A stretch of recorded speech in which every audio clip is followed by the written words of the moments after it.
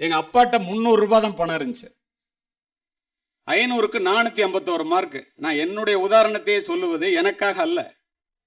ஒரு நாட்டுப்புறத்து ஏழை சிறுவனாக வந்த என்னால் காவல்துறையினுடைய உயர் அதிகாரி என்ற அந்தஸ்தை பெற முடிந்தது என்றால், என்னை விட வாய்ப்புகள் நிறைந்த இந்த உலகத்திலே உங்களால் ஏன் முடியாது என்பதற்காக இதனை பதிவு செய்கின்றேன்.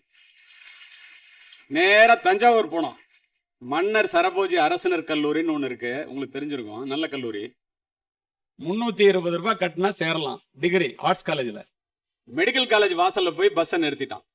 எங்க அப்பா படிக்காதவங்க. மெடிக்கல் காலேஜை பார்த்துட்டு, இந்த காலேஜில் எப்போ படிக்க போறேன்னு கேட்டாங்க எங்க அப்பா.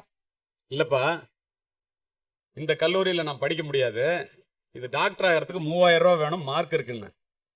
எங்க அப்பா கண்ணில் கண்ணீரோட பணம் இல்லாதனால உன்னை படிக்க வைக்க முடியலப்பா, என்னுடைய நோக்கம் காவல்துறை அதிகாரியாக காக்கி உடை அணிந்து பணியாற்ற வேண்டும் என்பது எங்க அப்பாவோட ஆசை, டாக்டர் ஆகணும்னு.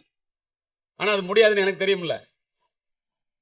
உன்னதான் இந்த மருத்துவ கல்லூரியில் படிக்க வைக்க முடியல, இந்த மருத்துவ கல்லூரி செவுத்தையாவது, அவங்க சொன்னபடி சுவற்றையாவது தொட்டு பார்த்து விட்டு வருகிறேன் என்று கலங்கிய கண்களோடு மருத்துவ கல்லூரியினுடைய சுவற்றை தொட்டு விட்டு அழுது கொண்டே வந்தார் என்னுடைய தந்தை. மாணவிகளே, நானும் அழுது கொண்டே மன்னர் சரபோஜி அரசினர் கல்லூரியை நோக்கி சென்றேன். இதை ஏன் பதிவு செய்கிறேன் தெரியுமா? இங்கே என்னை பற்றி அறிமுகப்படுத்தும் போது நண்பர் கூறினார், இவர் வீட்டிலே 4 மருத்துவர்கள், இவர் ஒரு மருத்துவமனைக்கு சொந்தக்காரர் என்று. அதற்கு யார் காரணம் தெரியுமா? என்னுடைய மனதிலே ஏழ்மையின் காரணமாக என்னுடைய தந்தை அன்று ஏற்படுத்திய தாக்கமே காரணம். அத்துணைக்கும் காரணம் என்னுடைய பெருமையும் தந்தையே சேர்.